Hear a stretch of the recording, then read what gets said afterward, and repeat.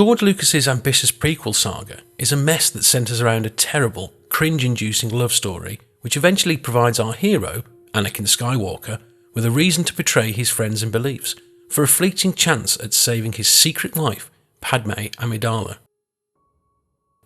There was something about Anakin's transformation to the dark side that always felt slight. His logic, or lack thereof, in choosing Palpatine over the Jedi Council and his best friend Obi-Wan Kenobi felt like a switch being flicked, rather than a dimmer switch being slowly moved from light to darkness. There are all sorts of pieces in the prequel trilogy that could have been connected to create a more compelling turn. One that would have made sense for the character, as well as giving Anakin an actual reason to turn on the Jedi and embrace Palpatine's ideologies of totalitarianism, could be Anakin's desire to end slavery. Anakin Skywalker and his mother Shmi were slaves, though in the Star Wars universe this version of slavery seems more akin to indentured servitude. His formative years were spent doing the bidding of others, watching his mother work tirelessly as the life drains from her, her hopes and dreams snuffed out by an unfair social system. No doubt the experience of being an indentured servant would be a scar that cuts very deep and very real. The notion of Anakin being a slave is something of a vital plot point in The Phantom Menace. His status as a slave creates a conundrum that Qui-Gon must navigate through. However, once they leave Tatooine, the concept and all the potential character building implications of slavery are pretty much abandoned.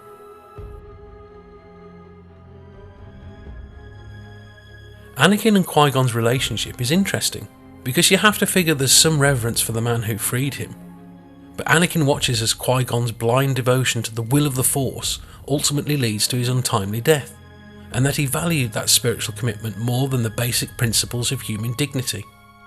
With the stroke of a lightsaber, Qui-Gon could have freed Shmi, and yet he let her servitude continue because he believed it wasn't the will of the Force, or he didn't consider her suffering to be more or less important than the mystical power he had devoted his life to. Qui Gon Jinn is a religious zealot whose unyielding belief in the Force leads to his own death and the ruination of the Galactic Republic. Every choice he made was influenced by his beliefs, and every choice he made turned out to be wrong. Qui Gon Jinn realises Anakin is Force sensitive, has a ridiculously high midichlorian count, and his mother claims he was conceived immaculately. Presented with the idea that he may have been staring at the prophesied Chosen One, Qui-Gon conceives a plan to free Anakin and bring him to the Jedi Council to show off his amazing find. He makes the laziest of efforts to also free Anakin's mother, Shmi, but doesn't press too hard once he sets up the bet that ultimately gets them off Tatooine with his precious child of prophecy. There are lessons that Anakin should have learned from the tragedy of Qui Gon Jinn, cursory observations about what his blind devotion to his faith led him to, as well as acknowledging that the man who freed him only did so because of his misguided belief of a divine prophecy. A belief that the metaphysical machinations of the Force were more important than the suffering of the innocent. Anakin shows barely any reluctance to leave, which might be a product of bad direction and a child actor unable to properly emote. Leaving his mother behind should have been a significant moment, but Anakin's relationship with his mother, as presented in The Phantom Menace, feels, at best, obligatory. It's odd how little Anakin's relationship with his mother is explored in the gap between the time they leave Tatooine and when he returns in Attack of the Clones, after having a vision that she's in danger. He completely abandons his mother, and this weird oversight feels like the biggest missed opportunity in the prequels, and eventually the terrible new trilogy.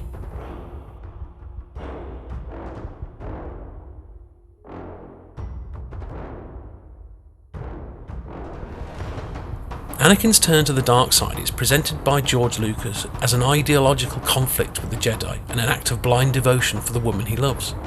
The former is never really presented in a sensible way.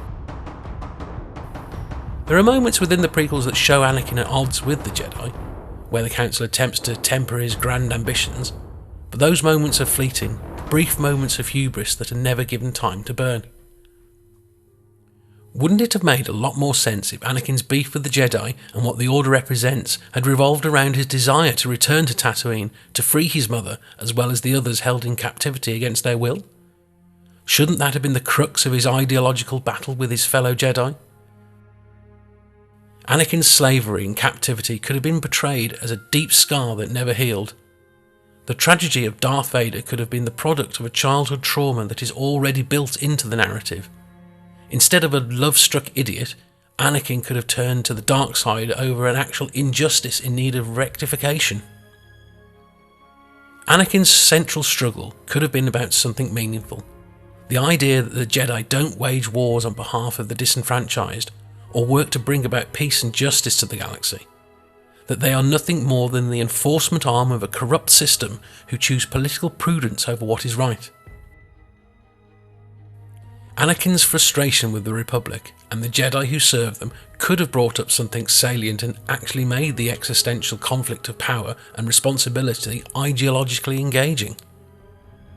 Why don't the Jedi help the suffering and use their abilities to engage the kind of everyday evil that plagues the outer rim of a galaxy far, far away?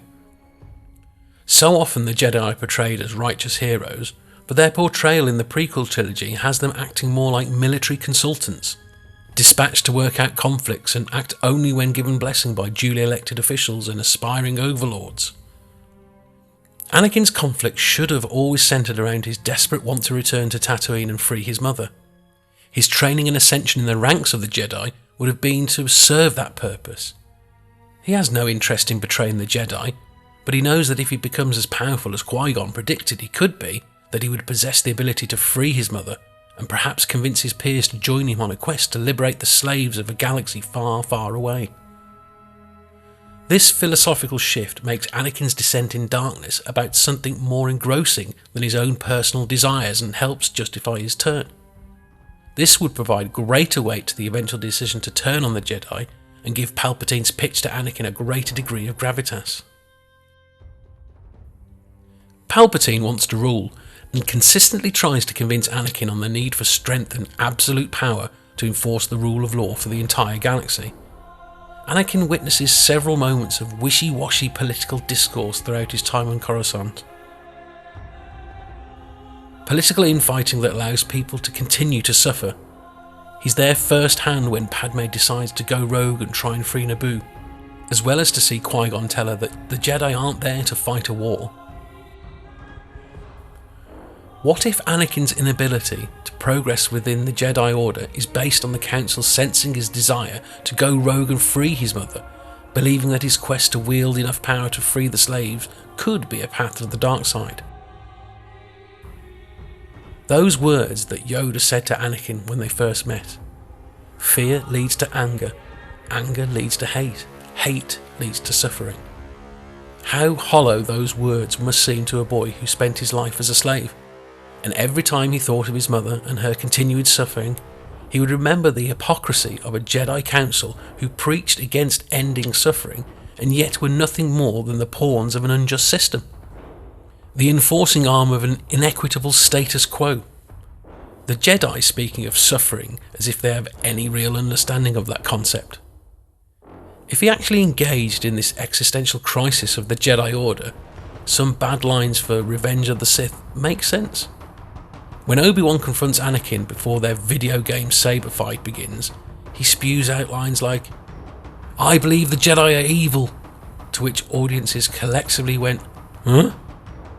Sure, the Jedi have been paralysed by bureaucracy and often act to serve their own best interest, but nothing they did in the prequels would make that line remotely accurate. I'm sure Lucas intended that line to show how removed from reality Anakin had become, but if Anakin had lost his mother due to his and the Jedi Order's inaction, that line could have actually made perfect sense. We could have had an Anakin who broke from the Jedi ranks and joined up with Palpatine because he craved the power to impose his will on an unjust, uncaring universe. You could say that there are light shades of that in the prequels, but they're never given any shading. At the end of Revenge of the Sith, when Anakin tells Padme that he could rule the galaxy and make things right, the motivation is random and unclear. Yes, he wants to save Padme because he foresees her death, but imagine a main character who is actually trying to bring freedom to slaves and tear down what he perceives to be a corrupt system. It would have made him more sympathetic and strengthened the motivation for turning on his allies. Slavery could have given Anakin a real reason to despise the system, to work against the interest of his allies, to pose a philosophical posit on Obi-Wan and others that the system doesn't work. Losing his mother could have been even more devastating if Lucas had piled on the tragedy. He wasn't able to save her in time, not because of a stupid vision that came out of nowhere, but because he wasn't strong enough to defy the Jedi and enact his plan in time. Putting the responsibility for her death not just on the Sand People, but everyone who tried to dissuade him. Yoda, Mace Windu, even Obi-Wan, all of them preached the will of the Force. To listen to the midichlorians and not his own heart. In Anakin's eyes, the Jedi could have been evil, the evil of inaction, comfortable with the suffering of others because it wasn't part of their job description. An army of lightsaber-wielding powerful knights who only choose to protect the precious few that were protected by the umbrella of the Republic. Even though audiences have rejected Anakin's attempt at destroying the Republic in favour of an all-controlling empire, at least we would have had a more decisive and just reason as to why he sided with Palpatine. We can kind of see those dangling threads in what is already there. Anakin loves Padme and doesn't want to lose her.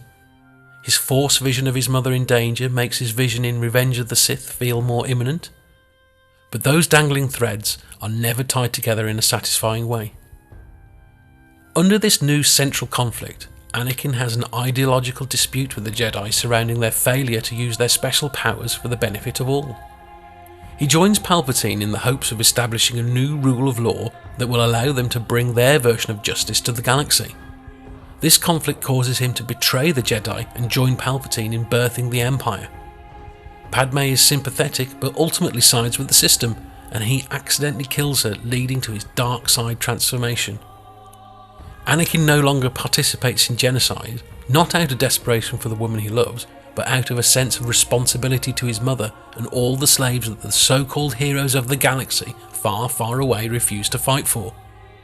A conflicted hero with a righteous cause who decides to tear down a system he believes to be corrupt, and those who refuse to break free from the shackles of an unjust system and use their powers to change the galaxy for better, his Jedi allies, eventually become another obstacle on his journey to end slavery.